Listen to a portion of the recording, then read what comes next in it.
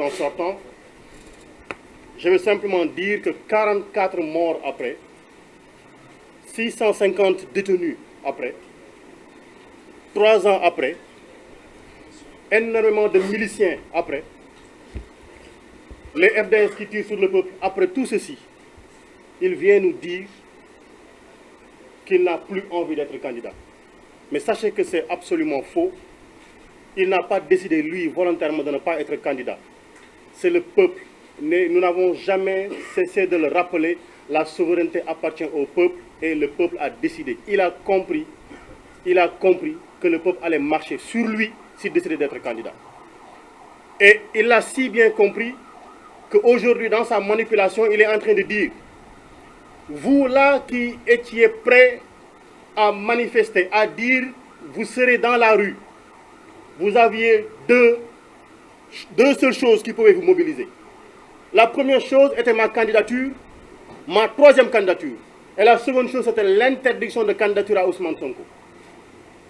Aujourd'hui, vous tous qui aviez comme dénominateur commun l'opposition à ma candidature, restez chez vous. J'ai décidé aujourd'hui, en me prononçant, en disant que je ne serai pas candidat, je vais marcher sur Ousmane Sonko, je marcherai sur Pastef, je marcherai sur ses militants, je marcherai sur sa candidature, je le garderai en prison, je l'interdirai de candidater, laissez-moi faire, laissez-moi m'occuper d'Ousmane Sonko. Voilà le message qu'il nous a lancé. Voilà comment il faudrait décoder le discours de Macky Sall hier. Et comment il est parvenu, on le verra parce qu'il est en train de lancer des menaces derrière, comme d'ailleurs il est coutumier des faits. Donc ce qu'il a dit hier, mais est d'une extraordinaire banalité, parce que je ne suis pas candidat, il savait très bien et pertinemment que la Constitution le lui interdisait.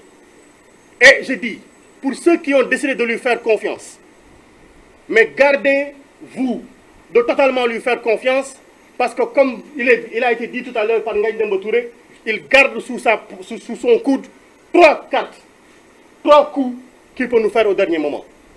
Et j'avertis les prochains candidats de l'APR, évitez de manger chez lui, évitez de boire son eau, il est capable de vous empoisonner et de dire, comme nous n'avons plus de candidats, je reviens, et de le faire à la Ouattara. Prenez garde, je parle de Amadouba, de Aly Ngouille Ndiaye et de tous ceux-là qui ont été cités, faites bien attention. Si vous n'arrivez pas à gainer votre bouche d'invulnérabilité, ne mangez pas chez lui. Mais je dis une chose, il n'est pas candidat et Dakar dort. Comprenez ce que je suis en train de dire. Il n'est pas candidat et Dakar est en train de dormir. Ça veut dire que le fait qu'il ne soit pas candidat n'intéresse aucun de ses souteneurs. Mais qu'ils disent qu'Ousmane Sonko ne sera pas candidat, Dakar ne dormira plus. Qu'ils disent qu'Ousmane Sonko ne sera pas candidat, le Sénégal ne dormira plus. Et il faudra qu'ils le comprennent. Donc tout ceci n'est en rien une déclinaison du dialogue politique. En rien, il faut qu'on le comprenne. Tout ce qu'il vient de dire n'a rien à voir avec le dialogue politique. Il a compris le message qui lui a été lancé. Et comme nous l'avons dit, sa déclaration tardive a causé beaucoup de morts. Mais l'affaire de ces pays, on ne va pas lâcher l'affaire. Ils nous ont dit qu'il y avait des forces occultes dans ce pays-ci. La seule force occulte ici, c'est cet homme qui a voulu utiliser des forces de défense et de sécurité, accompagné de milices qui a tiré sur son peuple. Voilà la seule force occulte. Et qui aujourd'hui, parce qu'elle est tellement occulte, elle a envoyé cette force occulte, une ministre des Affaires étrangères, se rendre dans tous les pays du monde, se rendre à l'Union européenne pour nous servir un mensonge éhonté que les gens n'ont pas fait, et ils n'ont pas fait 30 secondes pour la démentir. Force occulte. Il a dit les forces de défense et de sécurité ont tiré. Mais voilà, vous là qui êtes force de défense et de sécurité, on vous a donné la possibilité de tirer, vous avez tiré avec des balles réelles sur le peuple. Et aujourd'hui, on vous jette en patrouille, on vous jette en charogne. C'est un avertissement qui vous est lancé. C'est un avertissement qui vous est lancé.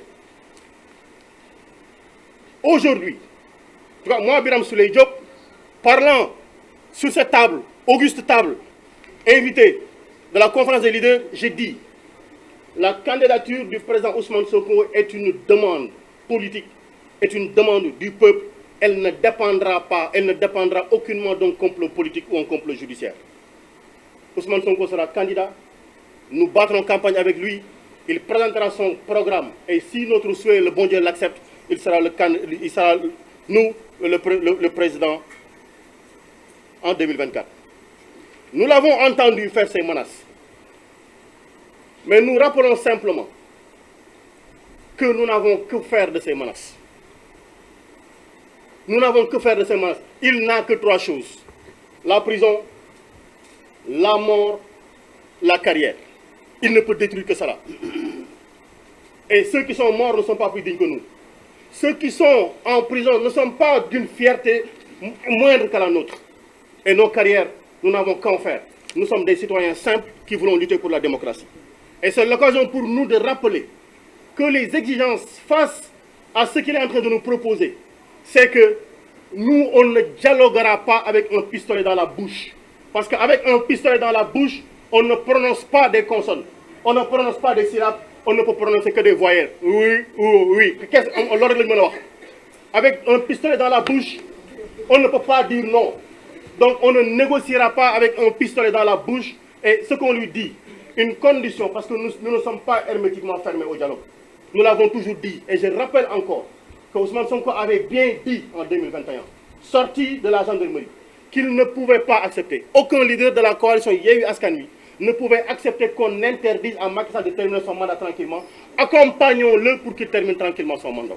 S'il se décide à respecter ceci, le dédommagement des victimes, une enquête indépendante contre les crimes qui ont été commis, la libération de l'intégralité des détenus politiques, l'arrêt de l'instrumentalisation de la justice. Nous avons vu avant-hier le ministre de la Justice commenter une décision de justice alors qu'elle n'est pas terminée. Et aujourd'hui, j'appelle l'Union des magistrats du Sénégal. Elle s'est offusquée par les jours passés, par les mois passés, que des hommes politiques aient commenté des décisions de justice. Il faudrait qu'elle se lève pour nous dire est-ce qu'elle est d'accord que le ministre de la Justice commente une décision de justice. Aujourd'hui donc, nous voulons au-delà de tout ceci, que les barrières qui sont devant chez Ousmane Sonko soient enlevées totalement et intégralement, qu'il puisse marcher tranquillement, vaquer à ses occupations et nous-mêmes aller lui rendre visite tranquillement sans voir des hommes en tenue où c'est écrit police nationale. Des élections transparentes, inclusives et apaisées. C'est notre souhait le plus absolu. Si c'est son souhait, on s'entendra rapidement parce qu'il va arrêter ce qu'il est en train de faire. Si ce n'est pas son souhait, si son souhait reste d'éliminer Ousmane Sonko, il nous aura toujours en face de lui qu'il se prépare à nous mettre tous en prison. Nous rappelons aux Sénégalais, donc, tout ceci est que il nous a informé qu'il va introduire des modifications au niveau du code électoral et de la Constitution. En tout cas, nous, députés, nous attendons fermement de savoir qu'est-ce qu'il nous amène. On ne se prononcera pas sur le sujet, on attendra d'avoir les informations sur le contenu. Mais sachez-le, Constitution, du rido maïga, la Constitution, ce n'est pas le rideau d'un bar qu'on heurte à tout moment, qu'on soulève à tout moment et qu'on rabaisse à tout moment. Voilà la conclusion. Merci beaucoup. Merci, Madame Maïmouna Bousso. Après